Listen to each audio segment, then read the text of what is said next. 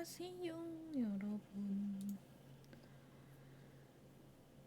오늘도 돌아온 페이스트 읽기. 저번에는 어디까지 읽었냐면 랑베르가 탈출에 실패를 했었잖아요. 그러면서 의사인 리우를 도와주면서 일을 하는데 이번에 다시 기회가 왔습니다. 과연 정말 지금은 탈출을 할 수 있을지 기대가 되는군요. 탈출 거의 직전 랑베르는 무슨 이유인지 의사 리우를 만나러 가요. 만나서 무슨 이야기를 하는지 한번 읽어드리도록 하겠습니다.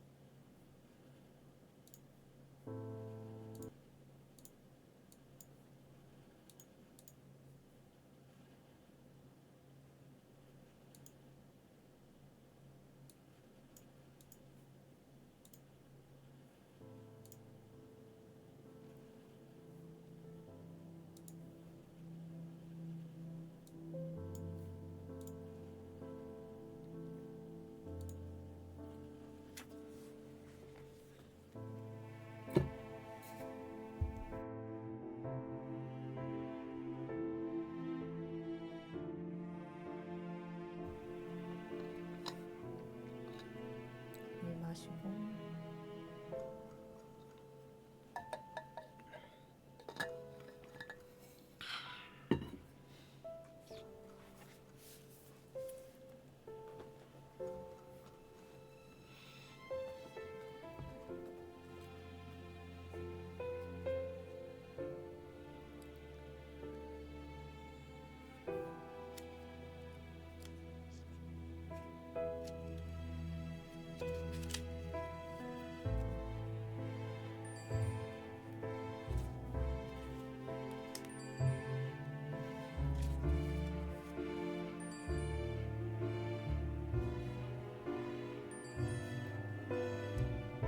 숨막히는 더위 때문에 랑베르는 그 방이 불편하게 느껴졌다.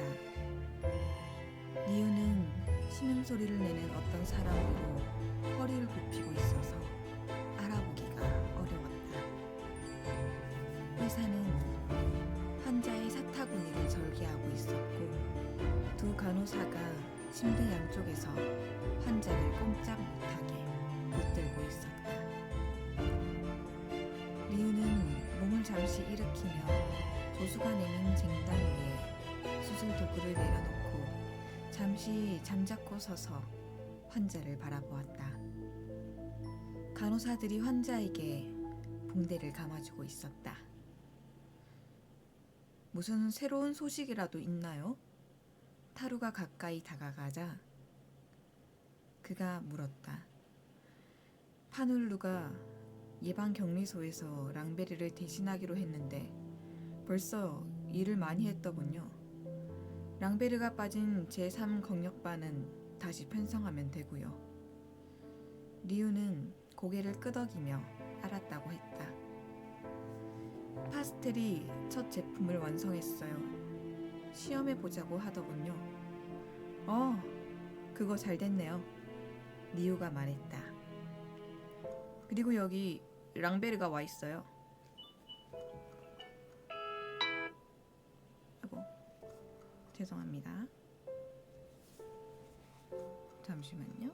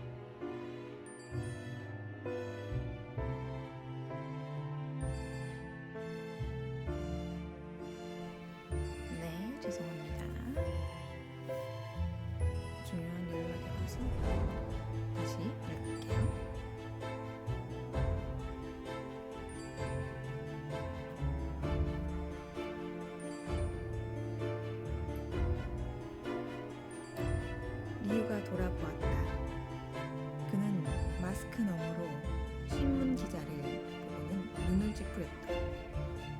왜 여기 있어요? 그가 물었다. 다른 곳에 가 있어야 하는 거 아니에요? 타루가 오늘 밤 자정이라고 말하자 랑베르가 덧붙였다. 원칙적으로는요. 말을 할 때마다 가제 마스크가 불룩해지면서 입이 닿는 부분이 축축해졌다. 마치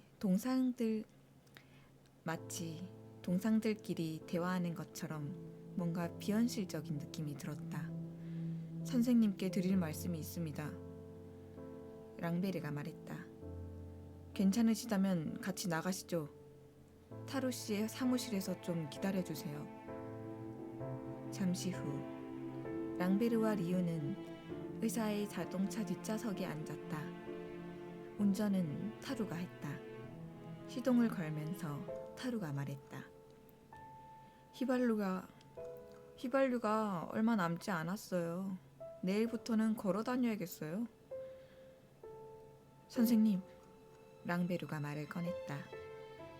저는 떠나지 않고 여러분과 함께 남고 싶습니다. 타루는 아무 반응도 보이지 않고 계속 운전했다. 리우는 피로에서 벗어나지 못하는 것 같았다. 그럼 부인은요? 그가 나지막한 목소리로 물었다. 랑베르는 다시 한번 생각해 보았는데 자기 믿음에는 변함이 없지만 떠난다면 수치스러울 것 같다고 말했다. 그러면 남겨둔 아내를 사랑하는 것도 거북해지리라는 것이었다. 리우가 몸을 일으키며 확고한 목소리로 그것은 어리석은 짓이고 행복을 택하는 건 부끄러운 일이 아니라고 말했다. 맞아요. 하지만 혼자서만 행복한 것은 수치스러울 수 있어요. 랑베르가 말했다. 그때까지 한마디도 하지 않던 타루는 그들 쪽을 쳐다보지도 않고 만약 랑베르가 다른 사람의 불행을 함께 나눌 생각이라면 행복을 위한 시간은 더 이상 얻지 못할 거라고 지적했다. 선택해야 한다는 것이었다. 그게 아닙니다. 랑베르가 말했다. 나는 이 도시에서 이방인이니까 여러분과는 아무 상관이 없다고 생각해 왔어요.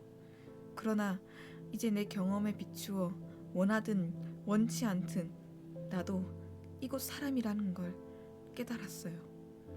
이 시간은 우리 모두와 관련되어 있으니까요. 말하는 사람이 아무도 없었다. 랑베르는 마음이 급해진 것 같았다. 잘 알고 계시잖아요. 그게 아니면 이 병원에서 뭘 하시는 건가요? 그러니까 여러분은 선택을 했고 그래서 행복도 단념하셨잖아요. 타루도 리우도 여전히 대답이 없었다. 리우의 집이 가까워질 때까지 오랫동안 침묵이 흘렀다. 그러자 랑베르가 더욱 힘주어 아까 한 질문을 되풀이했다. 리우만이 그에게로 얼굴을 돌렸다. 그는 가까스로 몸을 일으켰다. 미안해요, 랑베르. 그가 말했다. 나도 잘 모르겠어요. 하지만 원하면 우리와 함께 남아있어요. 자동차가 그 커브를 도는 바람에 그는 입을 다물었다. 그러고는 앞을 보면서 말을 이었다. 자기가 사랑하는 것을 돌보지 않아도 될 정도로 가치 있는 대상은 이 세상에 없어요. 하지만 나 역시 이유도 모른 채 사랑하는 것을 돌보지 않고 있죠. 그는 쿠션에 다시 몸을 기대었다. 기정사실이니 어쩔 수 없죠. 그는 지친 듯 말했다. 사실은 사실대로 인정하고 거기서 결론을 끌어내봅시다. 무슨 결론을요? 랑베르가 물었다. 리우가 말했다. 병도 고치고 그것도 알아내고 동시에 할 수는 없어요. 그러니 가능한 한 치료부터 빨리 합시다. 그게 가장 급한 일이에요. 자정이 되었을 때 타루와 리우는 랑베르가 조사해야 할 구역의 약도를 그려주었고 마침 그때 타루가 손목시계를 들여다보았다. 고개를 들다가 그의 시선이 랑베르의 시선과 마주쳤다. 미리 알려주긴 했나요? 신문 기자가 시선을 돌렸다. 몇 자 적어 전했습니다. 그가 힘주어 말했다. 두 분을 뵈러 오기 전에요. 두 분을 뵈러 오기 전에요.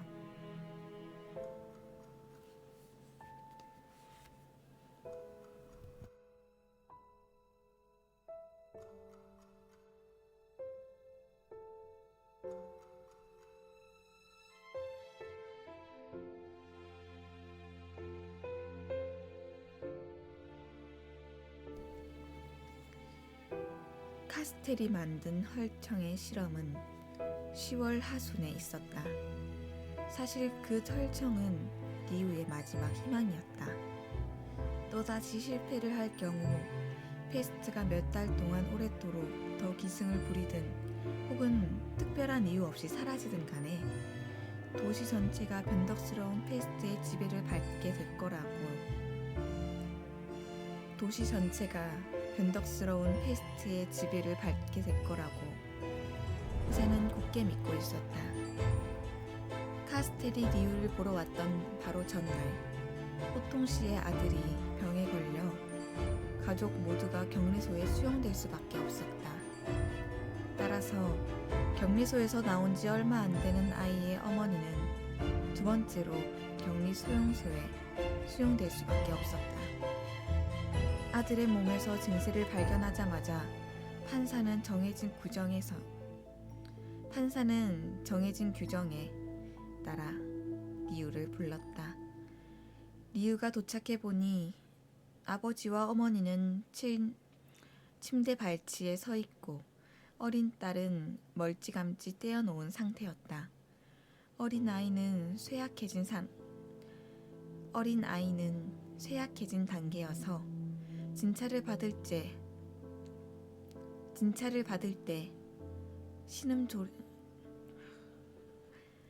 신음소리조차 내지 못했다. 고개를 들면서 의사는 판사의 시선과 뒤에서 손수건에 입을 댄 채 눈을 크게 뜨고 의사의 행동을 지켜보던 어머니의 창백한 얼굴과 마주쳤다.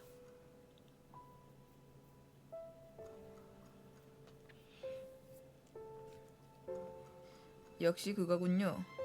그렇죠? 판사가 차가운 목소리로 물었다. 그렇습니다. 리우가 다시 아이를 바라보며 대답했다. 아이 어머니의 눈이 커졌다. 하지만 여전히 말은 없었다. 판사가 침묵을 지키다가 더 낮은 목소리로 말했다. 선생, 그렇다면 규정대로 합시다. 리우는 여전히 손수건을 입에 대고 있는 아이 어머니를 보지 않으려고 애썼다. 얼마 안 걸릴 겁니다. 리우가 머뭇거리며 말했다. 전화 한 통만 했으면 합니다. 호통 씨가 그를 안내하겠다고 했다.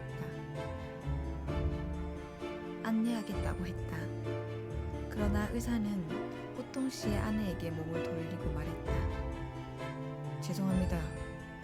부인께서도 소지품을 챙겨주셔야 할 것 같습니다. 왜 그런지는 알고 계시죠? 호통 씨의 부인은 망연자실해 보였다. 그녀는 고개를 숙인 채 바닥만 내려다보고 있었다. 네, 그녀가 고개를 끄덕이며 말했다. 그렇잖아도 그렇게 하려고 했어요. 그들과 헤어지기 전에 리우는 혹시 필요한 것이 없느냐고 묻지 않을 수 없었다. 판사 부인은 말없이 계속 그를 바라보고 있었다. 그러자 이번에는 판사가 눈길을 피했다. 없습니다.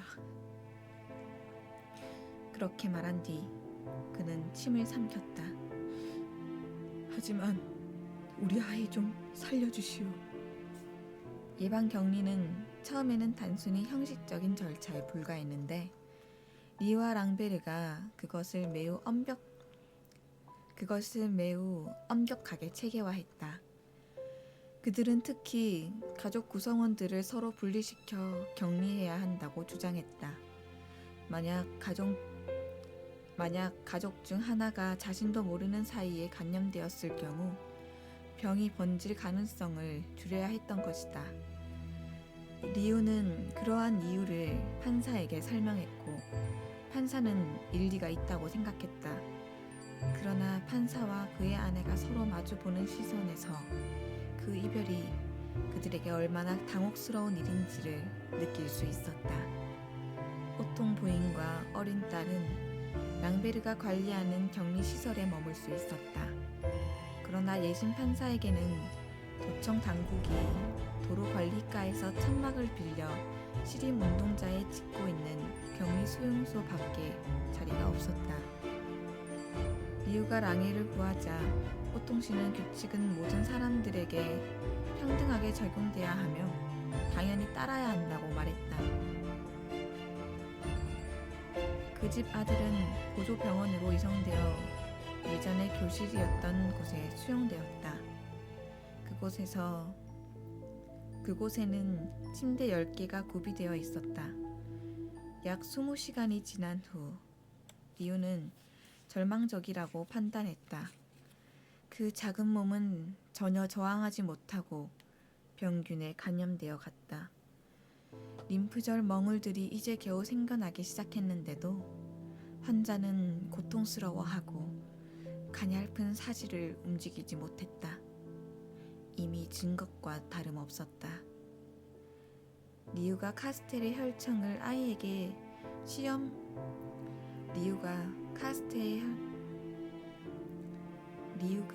카스텔의 혈청을 아이에게 실험해볼 생각을 하게 된 것도 그런 이유 때문이었다.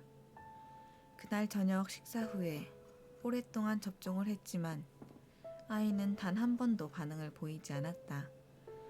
이튿날 새벽, 결정적일지도 모를 이 실험 결과를 지켜보러 모두 아이 곁으로 모였다. 아이는 마비 상태에서 벗어나 시트 밑에서 경련하듯 몸을 뒤척이고 있었다. 리우와 카스텔, 타루는 새벽 4시부터 아이 곁에서 병세가 진행되거나 정지되는 상황을 신중하게 살폈다. 타루는 침대 머리에서 육중한 몸을 약간 숙이고 있었다. 침대 발치에는 리우가 서 있고 그의 곁에는 카스텔이 겉으로 보기에는 아주 침착한 태도로 옛날 책을 읽으며 앉아 있었다. 옛 도시 안으로 햇살이 조금씩 펴져갈 때 다른 사람들이 도착했다. 먼저 파넬루가 와서 침대 저편, 타루가 마주보는 쪽에 자리 잡고 벽에 기대 섰다. 그의 얼굴에는 고통스러운 표정이 드러났고 매일같이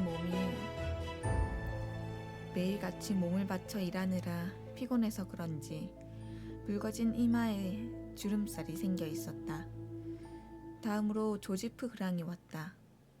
7시였는데 서기는 숨을 헐떡거려서 미안하다고 하면서 잠깐 밖에 머물 시간이 없는데 혹시 확실하게 밝혀진 사실이 있느냐고 물었다.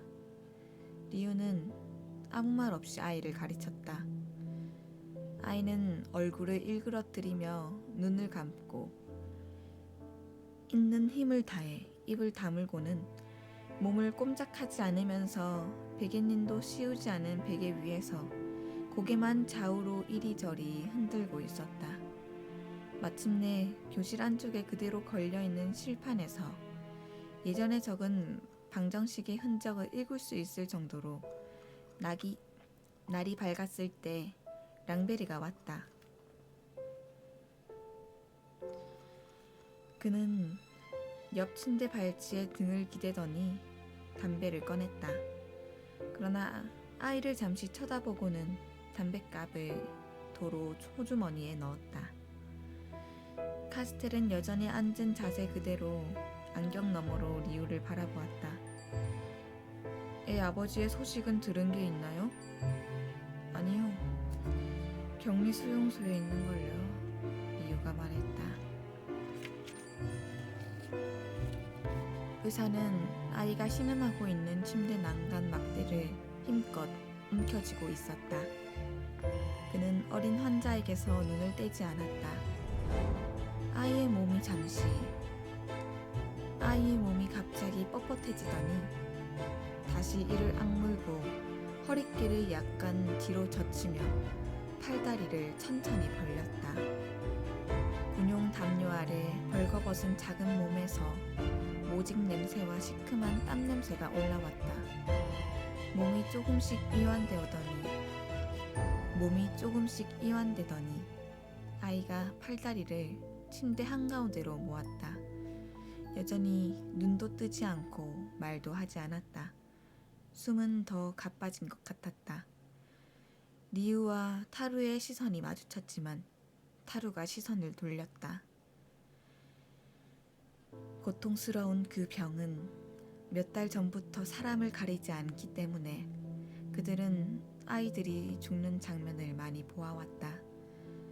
그러나 그날 아침처럼 고통스러워하는 모습 순간순간 따라가며 지켜본 적은 한 번도 없었다. 물론 죄 없는 아이들에게 가해지는 고통은 그들에게 실제의 모습 그대로, 다시 말해 하나의 추문으로만 보였다. 그러나 적어도 그 전까지는 죄 없는 아이가 죽음의 고통을 겪는 모습을 그렇게 오랫동안 똑바로 바라본 적이 한 번도 없었기 때문에 이를테면 추상적인 분노를 느꼈을 뿐이었다. 바로 그런 아이 하나가 마치 위장을 물어뜯기라도 한 것처럼 가냘픈 시름소리를 내며 다시 몸을 구부렸다. 끝없이 이어질 것 같던 그 몇 초 동안 아이는 몸을 접은 채 가만히 있더니 연약한 몸이 페스트의 광풍에 꺾이고 반복적으로 밀려오는 신혈의 폭풍에 무너지듯 오한으로 떨면서 경련을 일으켰다. 돌풍이 지나가자 몸이 약간 이완되었고 열이 물러가면서 헐떡이는 아이를 독성 있는 촉촉한 모래사장 위에 던져놓은 것 같았다. 그곳에서는 휴식이 벌써 죽음과 같았다. 열이 타오르듯 물결치며 세 번째로 다시 밀려와 아이의 몸을 다시 약간 들어올리자 아이는 몸을 바짝 웅크렸고 자신을 태우는 불꽃 때문에 공포에 휩싸여 침대 밑으로만 파고들면서 시트를 걷어차고 미친 듯이 머리를 흔들었다. 불이 붙은 듯한 눈꺼풀 밑에서 굵은 눈물이 쏟아나와 그의 낯빛 얼굴 위로 흘러내리기 시작했다. 발작이 끝나자 아이는 기진맥진한 상태로 뼈만 남은 두 다리와 48시간 만에 살이 다 녹아버린 듯한 두 팔에 경련을 일으키면서 엉망으로 헝클어진 침대 위에서 십자가에 못 박힌 듯한 기상한 자세를 취했다. 타루는 몸을 숙여 자신의 묵직한 손으로 눈물과 땀으로 범벅된 조그만 얼굴을 닦아주었다. 얼마 전부터 카스텔은 책을 덮고 환자를 바라보고 있었다. 그가 뭐라고 말을 시작했지만 목소리가 갑자기 이상하게 나와서 기침을 한 후에야 그 말을 끝낼 수 있었다. 아침에 나타나던 일시적인 해열 현상도 없었죠, 리우. 해열 현상은 없었지만 보통의 경우보다 훨씬 오래 견디고 있다고 리우가 대답했다. 파눌루는 약간 피곤한 듯 벽에 몸을 기대고 있다가 낮은 목소리로 이렇게 말했다. 만약 죽게 되면 고통만 더 겪는 거야. 리우가 갑자기 그에게로 몸을 돌리더니 무슨 말을 하려고 입을 벌리다가 다물었다. 자제하려고 애쓰는 게 역력했다. 그러다가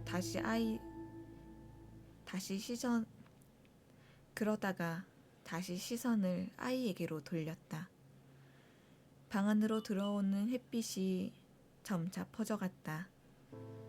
다른 침대 5개에서 환자들이 몸을 뒤척이며 신음하고 있었지만 미리 합의라도 한 것처럼 나지막한 신음소리였다. 방 끝에 있는 환자 한 명만 고함을 질렀는데 고통 때문이 아니라 오히려 놀라움 때문에 규칙적으로 작게 부르짖는 것 같았다. 환자들에게도 초기의 공포는 지나간 것처럼 보였다. 병을 대하는 그들의 태도에는 이제 일종의 동의 같은 것이었다. 오직 그 아이만 온 힘을 다해 몸부림치고 있었다. 리우는 가끔 필요해서라기보다는 아무것도 하지 못하는 무력감에서 벗어나기 위해 아이의 맥을 짚었다. 눈을 감으면 격동하고 있는 자신의 피와 아이의 동요하는 맥박이 뒤섞이는 것이 느껴졌다. 그러면 자신이 고통받고 있는 아이라도 된 것처럼 여겨져서 아직 남아있는 온 힘을 다해 아이를 지지해주려고 애썼다. 하지만 두 사람의 심장 박동은 1분 정도 일치했다가 다시 엇갈렸다. 아이는 그에게서 빠져나갔고 그의 노력도 무의미 속으로 침몰하고 말았다. 그러면 그는 아이의 가냘픈 손목을 내려놓고 자기 자리로 돌아갔다.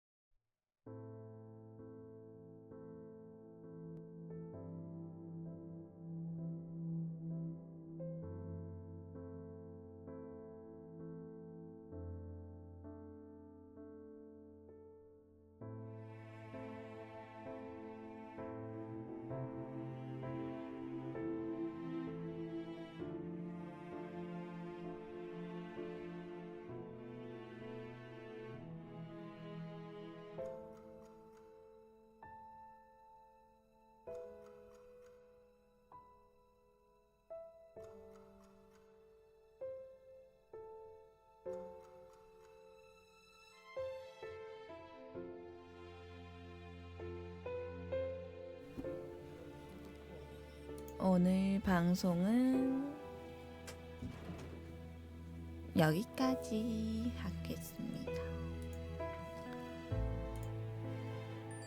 들어주셔서 감사하고요. 저는 내일 또 돌아오도록 하겠습니다.